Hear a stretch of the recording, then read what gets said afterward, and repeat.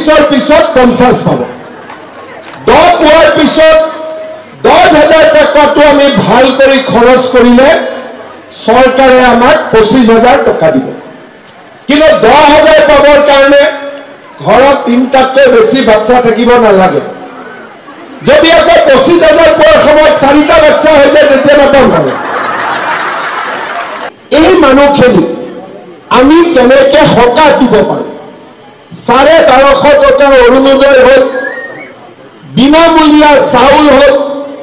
বিনামূলীয়া চিকিৎসা হ'ল বিনামূলীয়া কলেজত এডমিশ্যন হ'ল এতিয়া 1 অক্টোবৰৰ পৰা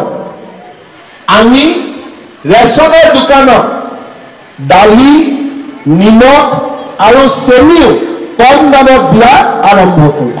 যাতে আমাৰ ৰাইজৰ কষ্ট কমি যায় বজাৰতকৈ চেনি 30 টকা কম দামত পাম বজাৰত যদি দালি 90 টকা ৰেচনৰ কাৰ্ডত আমি 60 টকাত পাম চাউল হ'ল দালি হ'ল নিমখ হ'ল চেনি হ'ল আৰু কি বাকী থাকিলে মিঠাতেল আৰু এটা বস্তু বাকী থাকিলে এইটো হ'ল গেছৰ চিলিণ্ডাৰ এটা গেছৰ চিলিণ্ডাৰত 950 টকা দিব লাগে লগত এজেণ্টে আৰু 50 টকা ল'লে 1,000-1,500 টকা দিব লাগে 1 অক্টোবৰৰ পৰা মই আপোনালোকক গেছ 650 টকা দিম এইটো কথা মই আপোনালোকক জনাই দিম আৰু উজ্জ্বলা গেছৰ কাৰ্ড আছে যাৰ উজ্জ্বলা গেছৰ কাৰ্ড আছে তেওঁলোকৰ গেছ মই 250 টকা আজি নিম্ন মধ্যবিত্ত আৰু দুখীয়া পৰিয়ালে কেনেকৈ সকাহ পাইছে বোলে ঘৰত 1250 টকা অৰুণোদয় আহিছে ল'ৰা 3টা কলেজত এডমিশ্যন দিব 30,000 টকা লাগে তাৰ দায়িত্ব চৰকাৰে লৈছে বোলে ছোৱালীজনী কলেজত পঢ়ে বাপেকে দায়িত্ব ল'বলগীয়া হোৱা নাই দায়িত্ব নিযুত মইনা আঁচনিৰ জৰিয়তে মামাই লৈছে তাৰমানে বাপেকৰ কষ্ট কমিছে চাউল কিনিব নালাগে বাপেকৰ কষ্ট কমিছে অৰুণোদয় পাইছে ঘৰখন ভাল হৈছে আৰু এতিয়া মহিলাসকলে 10,000টো জুন মাহত পাই যাব আৰু 10,000ৰ পিছত 25 পাব 25ৰ পিছত 50 পাব 10 পোৱাৰ পিছত 10,000 টকাটো আমি ভাল কৰি খৰচ কৰিলে চৰকাৰে আমাক 25,000 টকা দিব কিন্তু 10,000 পাবৰ কাৰণে ঘৰত 3টাতকৈ বেছি বাচ্চা থাকিব নালাগে যদি আকৌ 25,000 পোৱাৰ সময়ত 4টা বাচ্চা হৈ যায় তেতিয়া নাপাম ভালে কালি মই কলিয়াবৰ সমষ্টিত আছিলোঁ তাতে মই এজনে ক'লে মোক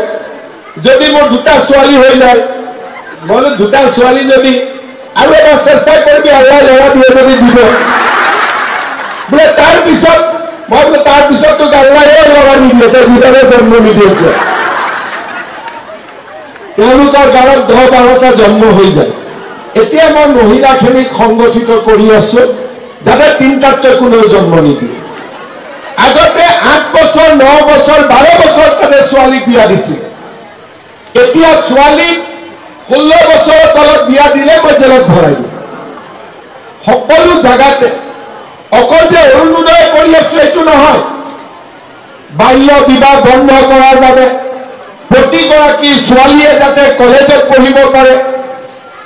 সমাজত যিবিলাক কাম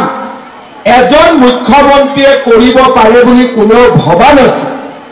বাল্য বিবাহৰ লগত মুখ্যমন্ত্ৰীৰ কি কাম এইবিলাকতো সমাজ সংস্কাৰৰ কাম মই বুলি নহয় এইটো মোৰ কাম এতিয়ালৈকে প্ৰত্যেক বছৰ 5,000 ল'ৰা ছোৱালী 5,000 মাক দেউতাকক জেলত ভৰাই দিওঁ যাতে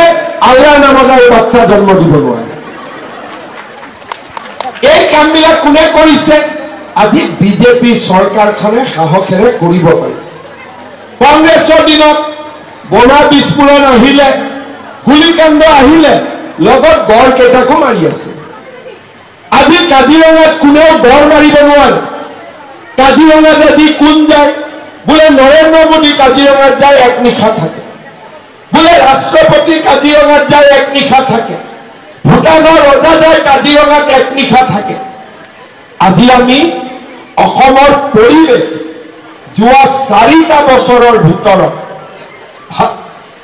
ভাবিব নোৱাৰাকৈ পৰিৱৰ্তন হ'ল। আমাৰ বিহুৱে বিশ্ব ৰেকৰ্ড কৰিলে, ঝুমুৰ বিশ্ব মঞ্চত গ'ল,